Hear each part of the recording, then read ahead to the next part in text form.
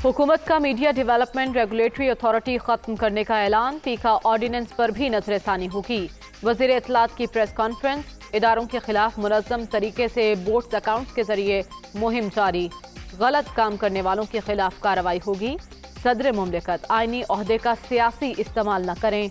बेहतर है आरिफ अलवी मुस्ताफी हो जाएं। मरियम औरंगजेब का मशवरा।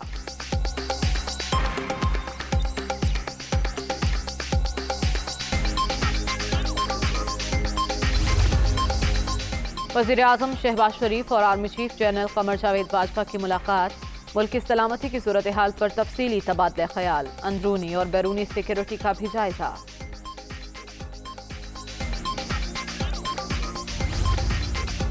और पीपल्स पार्टी और नून करार। बिलावल भुट्टो तकरीब में शरीक हुए मगर हल्फ नहीं उठाया। ANP और मोहसिन दावर से वादा पूरा न करने पर इजहार तशव्वुश। मेंगल काबीना का हिस्सा बनने से इनकार।